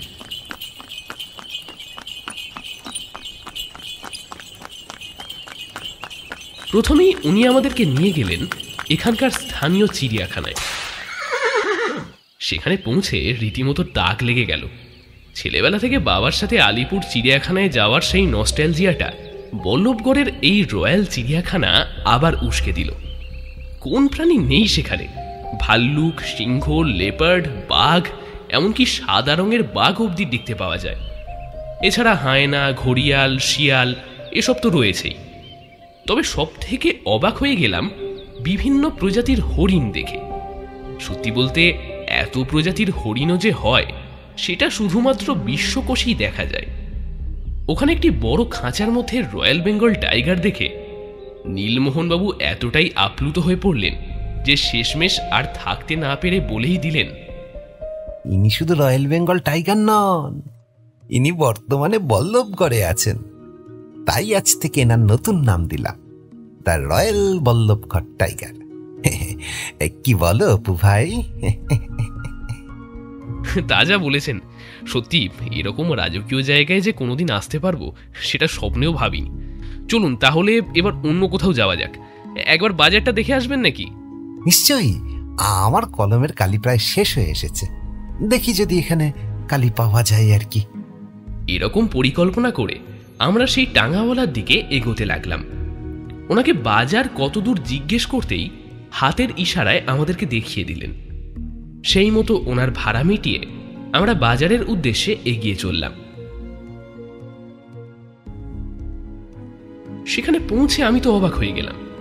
চারিদিকে জমকালো রঙের পোশাক, ব্যাগ, জুতো ইত্যাদি সামগ্রীর সমাহার, আরো কত কিছু। আমাদেরকে দেখেই বেশিরভাগ লোকই খদ্দের ভেবে তাদের দোকানে নিয়ে যাওয়ার জন্য আহ্বান করতে লাগলো। কিন্তু স্মিত হেসে নীলমোহনবাবু ওনাদেরকে হিন্দি বাংলা মিশ্রিত খিচুড়ি ভাষায় বুঝিয়ে দিলেন। ওনারা কতটা কি বুঝতে পারলেন সেটা নিয়ে আমার অবশ্য বিস্তর প্রশ্ন আছে। এবার হাঁটতে হাঁটতে একটা বইয়ের দোকানে আসতেই নীলমোহনবাবু তার পাঞ্জাবির পকেট থেকে কলমটা বের করে দেখালেন। দোকানদার কালির দুয়াত বের করে রাখতেই নীলমোহনবাবুর মুখে একটা অনাবিল হাসি ফুটে উঠল। অবশ্য হাসি ফুটে উঠবার পিছনে বিশেষ কারণও আছে। বাংলার বিখ্যাত সুলেখা কালি এখানেও দেখলাম পাওয়া যাচ্ছে। এতক্ষণ ঘোরাঘুরি করতে আমাদের বেশ খিদে পেয়ে গিয়েছিল। নীলমোহনবাবুকে সে কথা বলতেই উনি এক কথায় রাজি হয়ে গেলেন। কিন্তু বললেই তো আর রাজস্থানী খাবার খাওয়া যাবে না, যা ঝাল। সকালেই আমাদের অবস্থা খারাপ হয়ে গিয়েছিল, তাই একটু অন্য ধরনের খাবারের দোকানের খোঁজ করছি। এমন সময় নীলমোহনবাবুর সাথে 1 বছর 22-23-এর এক ছোকরা জাতীয় ছেলের হঠাৎ ধাক্কা লেগে গেল। উনি তার অভ্যাস মতো বাংলায় দুঃখিত বলতেই ছেলেটি আমাদেরকে চমকে দিয়ে বলে উঠল, আরে নীলমোহনবাবু যে! আমি তো অবাক। এরকম রাজস্থানী পোশাক পরা অবাঙালি ছেলের কণ্ঠে এমন সুন্দর বাংলা শুনে আমরা রীতিমতো তাজ্জব বনে গেছি। ব্যাপারটা ছেলেটা বুঝতে পেরেছে, তাই সে বলল, আমি পরেশ, ওই যে রাজা সাহেবের ট্রেজারার পার্থ ঘোষ, ওনার ভাগ্নে। মামাবাবুর মুখে শুনছিলাম যে আপনারা আসবেন, তাই এরকমভাবে দেখা হয়ে যাবে সেটা স্বপ্নেও ভাবতে পারিনি। এবারে নীলমোহনবাবু তার ভ্রুটা কুঁচকে প্রশ্ন করলেন, তুমি তো বললে আমার নাম শুনেছ, কিন্তু কোনোদিন তোমাকে দেখেছি বলে তো মনে হয় না। তাহলে? স্যার, আপনি যে গোয়েন্দা গল্পের লেখক সেটা আপনার সাথে কথা বললেই বোঝা যায়। আমি আপনার সবকটা গল্প পড়েছি, লাস্টেরটাও পড়েছি। ও তাই নাকি? হ্যাঁ স্যার, আমি স্যার আপনার খুব বড় ভক্ত। বেশ বেশ, তা কি করা হয়? আমি স্যার পড়াশোনা করেছি, এখন চাকরির চেষ্টায় আছি। তা আপনারা এই দিকে কোথাও যাবেন নাকি? আসলে অনেকক্ষণ ঘোরাঘুরি করেছি, তাই একটু খিদে পেয়ে গেছে। এখন অথেন্টিক রাজস্থানী খাবারের দোকান খুঁজছি। ও এই কথা, আসুন আমার সঙ্গে আসুন, আমি আপনাদেরকে এখানকার বেস্ট রাজস্থানী খাবার খাওয়াচ্ছি, ডালবাটি চুরমা আর জিলিপি। খাবারের আইটেমগুলো যে আমাদের অলরেডি খাওয়া হয়ে গেছে আমরা সে কথা বেমালুম চেপে গেলাম। আমাদের উৎসাহ দেখে সে বেশ উৎফুল্লের সাথে খাবারের দোকানের দিকে এগিয়ে চলল। পরেশ আমাদেরকে যে দোকানে নিয়ে গেল সেটা দূর থেকে দেখলে একেবারেই ভক্তি আসবে না। নীলমোহনবাবুকে দেখলাম রীতিমতো নাক ছিটকে রয়েছেন, কিন্তু সেটা দেখেও পরেশ দেখলাম ভ্রুক্ষেপ করল না। কোনার দিকে একটা টেবিলের ব্যবস্থা করে দিল। তারপর দোকানিকে কিছু একটা বলতেই মিনিট দুয়েকের মধ্যে 3টে থালায় খাবার এসে উপস্থিত। দোকানটা দেখে ভক্তি না এলেও খাবারের গন্ধে কিন্তু সত্যিই মনটা ভরে গেল। এত সুন্দর রান্না এমন একটা সাধারণ দোকানেও যে হতে পারে সেটা আমাদের কল্পনাতেও আসেনি। নীলমোহন বাবুকে দেখলাম মন দিয়ে চেটেপুটে খেয়ে চলেছেন। অবশ্য আমিও ওনার থেকে পিছিয়ে নেই। আচমকা সেই দোকানি পরেশকে স্থানীয় ভাষায় বলল, পরেশ, তোর চাকরির কি হলো? এখন অবধি কিছু হয়নি। মামাবাবুর সাথে কথা হয়েছে, কিন্তু উনিও এখনও কিছু করে উঠতে পারেননি। পরেশ কথাটা বলেই একটা দীর্ঘশ্বাস ছাড়ল। দোকানি ওর পিঠে হাত বুলিয়ে বললেন, তুই কোনো চিন্তা করিস না বাপ, ভগবানের ওপরে ভরসা রাখ, সব ঠিক হয়ে যাবে। ও, তোকে তো একটা কথা বলতেই ভুলে গেছি। কি কথা? 3 মাতার মোড়ের কাছে শাল গাছের তলায় এক সাধু বাবা 10 দিন হলো এসেছেন। উনি সবার ভবিষ্যৎ বলে দিচ্ছেন। তুইও একবার ওনাকে দেখিয়ে আয় না। এরকম কারোর কথা তো আগে শুনিনি। উনি কে বলুন তো? নাম তো জানি না, অঘরী সাধু বলেই তো মনে হলো। তবে ওনার কাছে গেলে কাউকেই উনি খালি হাতে ফেরান না। এমনকি আমি তো গত পরশুদিন গিয়েছিলাম মেয়েটার বিয়ের জন্য। আসলে গত 2 বছর ধরে চেষ্টা করছি, কিন্তু কিছুতেই ওর বিয়ে দিতে পারছিলাম না। উনি বললেন 7 দিনের মধ্যেই নাকি সম্বন্ধ আসবে। আর হলো দেখি তাই। গতকালই ছেলের বাড়ির লোক এসে ওকে দেখে গেছে, এমনকি পাকা কথা অবধি হয়ে গেছে। তাই তোকে বলছিলাম যে তুইও একবার দেখিয়ে আয় না। আচ্ছা কাকা, আমিও তাহলে বরং কাল একবার দেখিয়ে আসবো। কালকে কেন, তুই আজকেই যা। দোকানের প্রশ্নের উত্তরে পরেশ কি বলবে কিছু বুঝতে পারছিল না। তখন নীলমোহনবাবু ওকে বুঝিয়ে বললেন, পরেশ, তুমি বরং একবার ওনাকে দেখিয়ে আসতে পারো। তাহলে আপনাদের সাথে যে আর সময় কাটাতে পারবো না। এইবারে আমি মুখ খুললাম, পরেশ দা, সেরকম হলে তোমার সাথে আমরাও যেতে পারি, অবশ্য যদি তোমার কোনো আপত্তি না থাকে। আপত্তি থাকবে কেন? বরং এ তো খুব বড় ব্যাপার আমার জন্য। আপনাদের মতন 2 জন সম্মানীয় ব্যক্তি আমার সাথে যাবেন। তাহলে চলুন বেরিয়ে পড়া যাক। ততক্ষণে খাওয়া হয়ে গেছে, তাই হাত মুখ ধুয়ে দাম মেটাতেই যাব। এমন সময় নীলমোহনবাবু আমার হাতটাকে ধরে ফেললেন। তারপরে নিজেই মিটিয়ে দিয়ে পরেশের পিছু পিছু চলতে শুরু করলেন। অবত্যা আমাকেও পকেটের মধ্যে মানি ব্যাগটা ঢুকিয়ে নিয়ে তার পিছু নিতে হলো। 10 মিনিট লাগলো আমাদের সেই অঘরী সাধু বাবার বসার জায়গাটায় পৌঁছতে। সেখানে পৌঁছে এদিক ওদিক চেয়ে নীলমোহনবাবু চাপা গলায় প্রশ্ন করলেন, ভক্তের সংখ্যা দেখতে পাচ্ছ অপু? লোকটার মধ্যে বেশ একটা ব্যাপার আছে মনে হচ্ছে। তাহলে আপনিও কি একবার হাতটা দেখিয়ে নিতে চাইছেন? না, এর থেকে আমার মেচেদাই ভালো। এবারে আমি দূর থেকে সেই সাধু বাবাকে খুব ভালো করে পরখ করতে লাগলাম। শাল গাছের নিচে সামনে ধুনি জ্বালিয়ে সাধুটি চুপ করে বসে আছেন। মাথায় চূড়ার মতন উঁচু জটার ভার, গোটা গায়ে ছাই ভস্য মাখা, চোখ দুটো বেশ শান্ত। তার সামনে দেখি দুধ আর ফলমূল রাখা হয়েছে। বেশ বুঝতে পারলাম যে গ্রামের অনেকেই তার কাছে এসেছে। মানিকদার কথায় বাবাজির খাবার বেশ ভালোই জোগান হচ্ছে। খুব শান্ত গলায় সবার সাথে উনি কথা বলছেন। আমাদেরকে দেখতে পেয়ে উনি একটা শান্ত ধীর চাহনি দিলেন।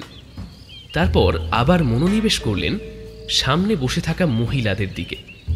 ওনারা তো প্রায় পায়ের ওপর পড়ে গিয়ে সাষ্টাঙ্গে প্রণাম করতে করতে রীতিমতো তাবিজ মাদুলির জন্য বায়না করছেন। এরপরেও ওনাকে একবারের জন্য বিরক্ত হতে দেখলাম না। বেশ শান্ত ধীর গলায় বললেন, মারে, গুরুর আশীর্বাদে শুধুমাত্র মানুষের ভবিষ্যতে কি হতে পারে শুধু সেটাই বলতে পারি। আর এই রুদ্রাক্ষটা নে, এটা ধারণ করলে তোর বিপদ থেকে মুক্তি পাবি। সাধুর হাত থেকে রুদ্রাক্ষ নিয়ে যেই না টাকা দিতে যাবে অমনি সেই সাধু বাবা বলে উঠলেন, না রে মা, টাকা পয়সা নিয়ে আমি কি করব? আমার কোনো জাগতিক চাহিদা নেই রে। তার চেয়ে তোরা বরং ঈশ্বরের নাম গান কর। এতক্ষণ ধরে নীলমোহনবাবু ওনাকে পর্যবেক্ষণ করে বললেন, না হে অপু, লোকটার মধ্যে একটা ব্যাপার আছে।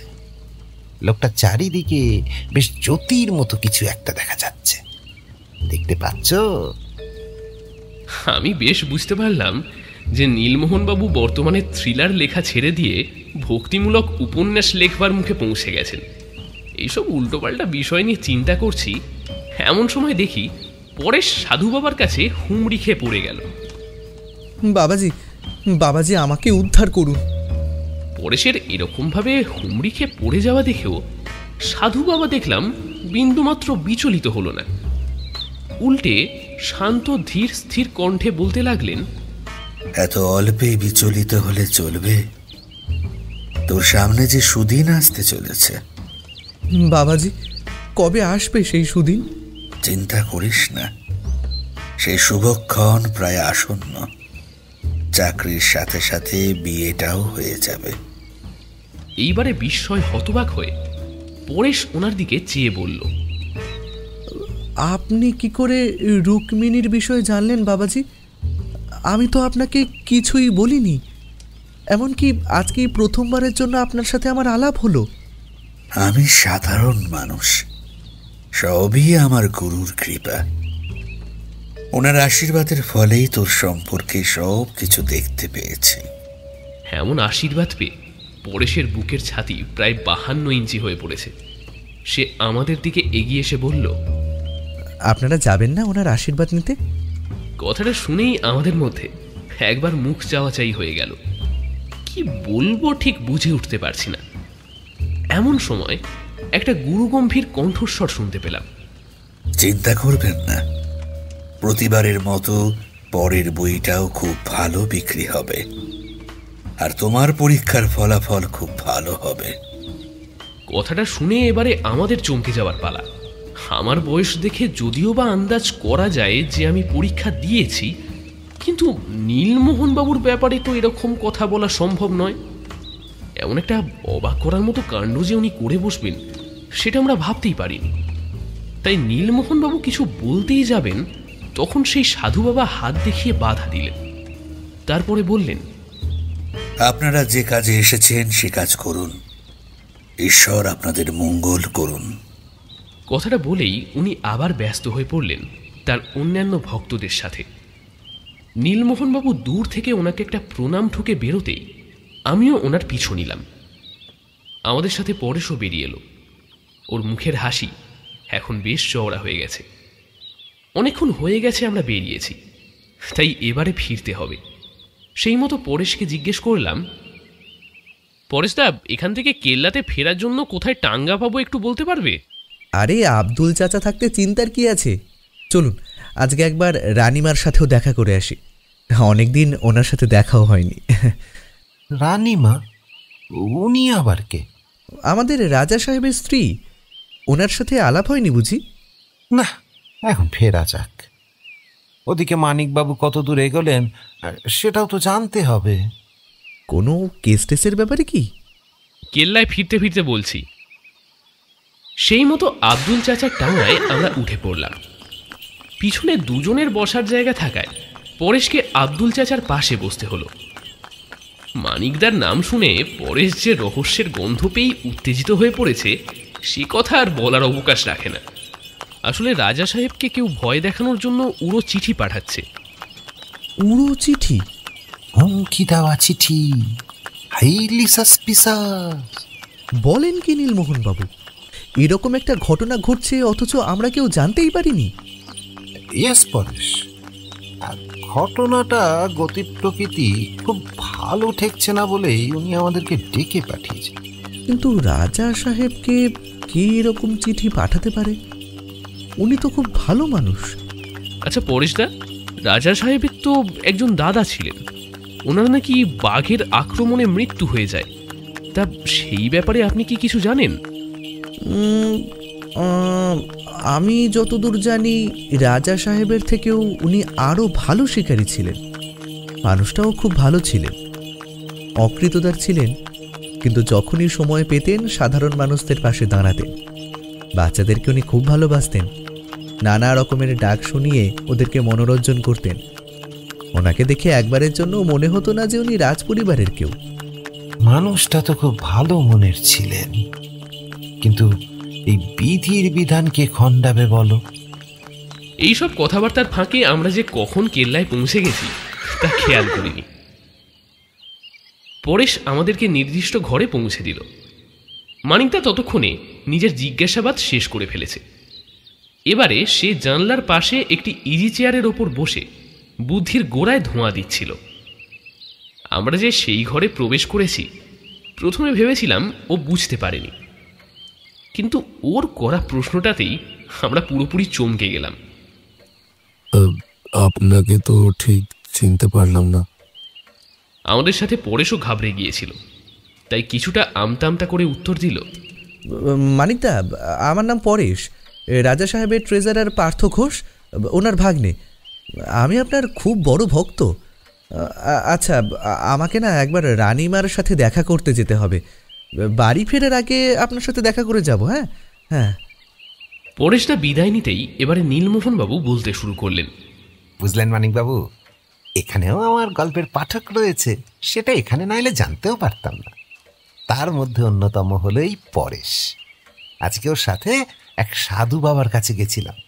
উনি আমাকে প্রথম দেখাতেই বলে দিলেন যে আমার গল্পের বই এবারেও ভালো বিক্রি হবে। কথাটা শুনেই চমকে উঠল মানিকদা। এক সাধু বাবা আপনার গল্পের বইয়ের ভবিষ্যৎবাণী করেছেন? এই ব্যাপারটা তো বেশ ইন্টারেস্টিং।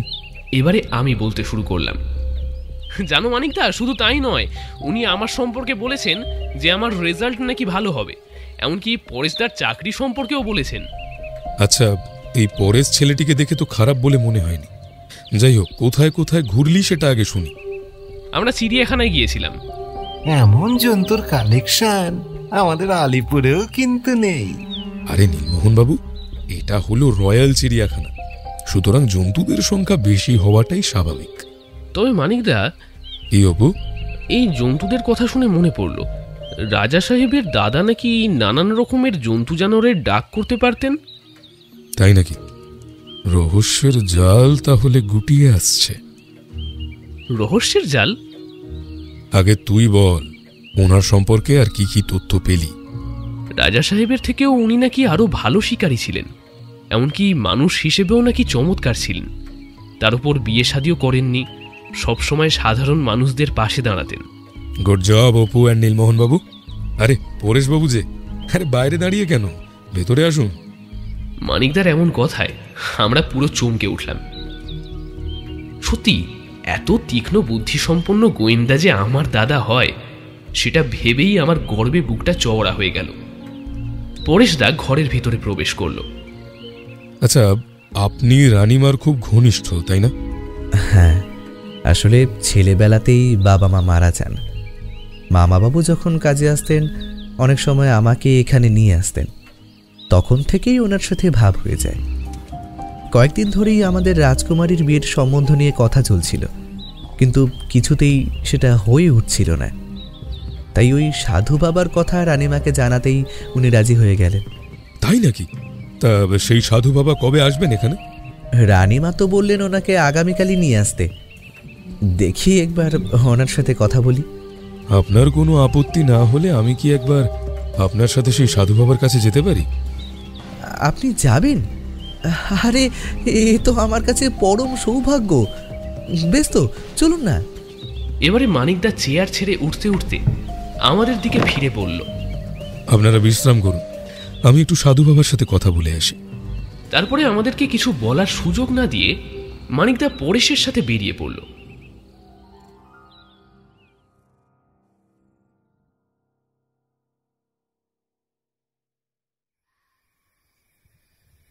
ঠিক ৩৫ মিনিটের মাথায় ও আবার ফিরে এলো, কিন্তু তখন ওর মুখটা কঠিন ইস্পাতের মতো হয়ে রয়েছে। সেই রেশটা খাবার সময়ও দিব্যি বজায় রইল।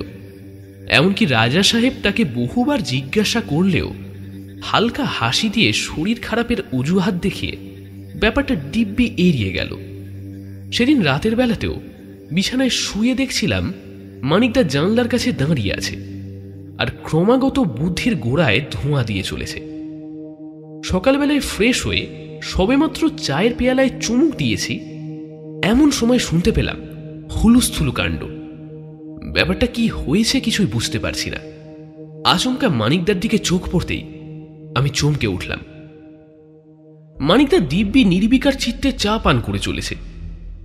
গতকাল রাতের সেই টেনশনের ভাব এখন একেবারেই কেটে গেছে বলে মনে হলো। তাহলে কি যবনিকা পতনের সময় হয়ে এসেছে? সাধু বাবা সমেত রাজবেশধারী এক মহিলা বারান্দায় প্রবেশ করল। তাকে দেখেই রাজা সাহেব বলে উঠলেন, কি রানী, তুমি এখানে? হ্যাঁ, এই সাধু বাবা এসেছেন। ওনার সব কটা কথা লেগে যায়। আমাদের মেয়ের বিয়ের ব্যাপারে কথা বলার জন্য ডেকেছিলাম, তাই তোমার সাথে আলাপ করাতে নিয়ে এলাম। সাধু বাবাকে দেখেই আচমকা রাজা সাহেবের ভ্রুটা কেমন যেন কুঁচকে গেল। এবারে সেই সাধু বাবার ঠোঁটের কোণায় একটা মৃদু হাসির রেখা ফুটে উঠল। কেমন আছেন রাজা সাহেব? সব কুশল মঙ্গল তো? সাধুর কথার উত্তর দিতে গিয়ে রাজা সাহেবের গলার স্বর কেমন যেন কেঁপে উঠল। হ্যাঁ, মানে আমি ঠিকই আছি। আমার আবার কি হবে? আচ্ছা রাজা সাহেব, আপনাকে একটি প্রশ্ন করতে চাই। কি প্রশ্ন মিস্টার মিটার? যেদিন আপনার দাদা রাজবীর সিংহ রাঠোরের মৃত্যু হয়েছিল, সেদিন ঠিক কি কি হয়েছিল একটু বলবেন? গতকালকে বললাম তো, আমরা হরিণ শিকার করতে গিয়েছিলাম, তখন একটা বাঘ আক্রমণ করে। তাতেই আপনার দাদার মৃত্যু হয়, তাই তো? হ্যাঁ, সেই বাঘটাই দাদাকে মেরে ফেলেছিল। আপনার দাদার শরীরের কোন অংশে কামড়েছিল বলতে পারবেন? মিস্টার মিটার, আপনি এরকম প্রশ্ন কেন করছেন আমাদের রাজা সাহেবকে? উনি তো সত্যি কথাই বলছেন। আমাকে ক্ষমা করবেন রানীমা, কিন্তু রাজা সাহেব সত্যি কথা বলছেন না। ইনফ্যাক্ট এতদিন ধরে যে দাদার মৃত্যুর সংবাদ প্রচার করেছিলেন, তিনি আসলে এই সাধু বাবা। এ আপনি কি বলছেন মিস্টার মিটার? আপনি নিশ্চয়ই জানেন রাজা সাহেবের বিরুদ্ধে মিথ্যা সাক্ষ্য দিলে তার শাস্তি কি হতে পারে। বৌমা, আমি রাজবীর সিংহ রাঠৌর, যাকে তোমার স্বামী ছলনার দ্বারা গুলি করে হত্যা করতে চেয়েছিল। না, এ হতে পারে না। রাজা সাহেব কখনো মিথ্যা কথা বলেননি। বেশ, যদি মেনেও নি আপনি আসল রাজা রাজবীর সিং রাঠোর, তাহলে তার প্রমাণ দিন। বৌমা, কোনোদিন ভাবিনি এইভাবে নিজের সত্যটাকে প্রমাণ করতে হবে। এই দেখো, বল্লভকরের মুদ্রাঙ্কিত হার, যা কেবলমাত্র রাজপুত্রের গলাতেই অঙ্কিত থাকে। এই বলেই সেই সাধু বাবা একখানি সোনার হার রানীমার দিকে এগিয়ে দিলেন। রানীমা সেই হার হাতে নিতেই কেমন যেন ভেঙে পড়লেন। কিন্তু রাজা সাহেব এখনো ভেঙে পড়েননি। তিনি চিৎকার করে বলে উঠলেন, এসব আমি মানি না। তুই যদি সত্যিকারে আমার দাদা হোস, তাহলে বল, 7 বছর বয়সে আমি একটা দুর্ঘটনার শিকার হয়েছিলাম। সেটা হয়েছিল কিভাবে? রণবীর, তুই আর আমি সেদিন প্রথমবারের জন্য রাইফেল চালিয়েছিলাম, তাও আবার বাবাকে না জানিয়ে। রাইফেলটা ঠিক মতো না ধরার দরুন তুই কাঁধের ওপর মারাত্মক রকমের চোট পেয়েছিলি। হাড়ের মধ্যে চিড় হয়ে গিয়েছিল। তখন বাবা বুদ্ধিমশাইকে খবর পাঠিয়েছিলেন, কিন্তু তিনি সারাতে অপারগ হন। তখন তোকে কলিকাতা থেকে ডক্টর এসে সারিয়েছিল। এবারে রাজা সাহেবের জারি জুড়ি কমতে শুরু করেছে। উনি চেয়ারের ওপর পরাস্ত সৈনিকের মতন বসে পড়েছেন। সাধু বাবা বেশি রাজবীর বলতে শুরু করলেন, বৌমা, আমি কিন্তু এখানে এই রাজ্যপাটের লাভের আশায় আসিনি। শুধু এসেছিলাম সত্যিটাকে প্রকাশ করতে। সাধু বাবাজি ওরফে মিস্টার রাজবীর, আপনার উদ্দেশ্য সৎ ছিল মানলাম, কিন্তু এইভাবে নিজের ভাইকে ভয় দেখানোর জন্য বাঘের আওয়াজে ডেকে শুধু শুধু জনমানুষে আতঙ্কের সঞ্চার না করলেও পারতেন। তার উপর উড়ো চিঠি পাঠিয়ে এইভাবে ভয় দেখানোটা কিন্তু কোনো রাজঘরানার কাজ নয়। আসলে কি জানেন তো মিস্টার মিটার, যখন রণবীর আমার উপর গুলি চালিয়েছিল, আমি ভাবতেই পারিনি যে ও এমনটা করতে পারে। তারপরে ও আমাকে খাদের মধ্যে ফেলে দেয়। ও হয়তো ভেবেছিল আমি মরেই গেছি, কিন্তু বিধির বিধান, সেদিন আমি বেঁচে গেলাম। একটা গাছের ডালে আটকে পড়েছিলাম, তাই প্রাণটা বেঁচে গিয়েছিল। তারপর অঘরী সন্ন্যাসীদের একদল সৌভাগ্যক্রমে সেই পথ দিয়ে যাচ্ছিল। তারা আমাকে ওনাদের সাথে নিয়ে চলে। বেশ ভালোই দিন কেটে যাচ্ছিল। বহু বছর পরে এখানে ফিরেছিলাম শুধু ভাইকে দেখবার জন্য। কিন্তু এখানে এসে জানতে পারি যে ও নিজের পথ থেকে বিচ্যুত হয়ে পড়েছে। এমনকি পার্থর করা শিকারকে নিজের নামে প্রচার অবধি করেছে সে। পার্থবাবু, আপনি সবকিছু জানতেন, তবু কিছু বলেননি কেন? রাজা সাহেবের ভয়ে। কথাটা বলেই পার্থবাবু নিজের মাথা নিচু করে নেন। এবারে রানীমা বলতে শুরু করেন।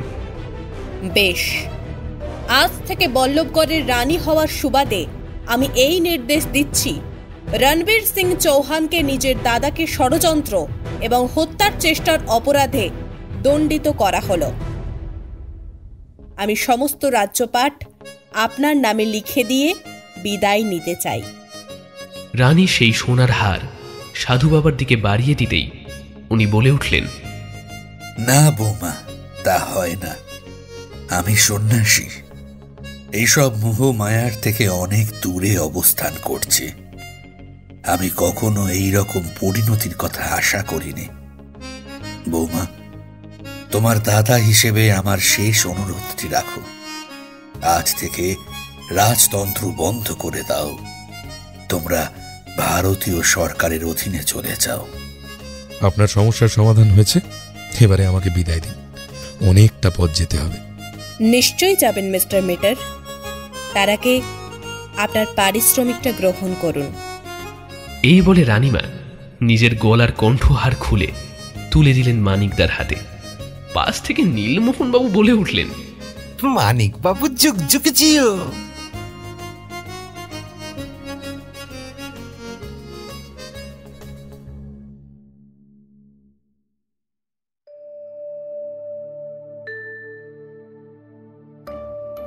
শেষ হলো স্কেরিটেলসের আজকের গল্প বল্লভগড়ের গ্যাড়াকল।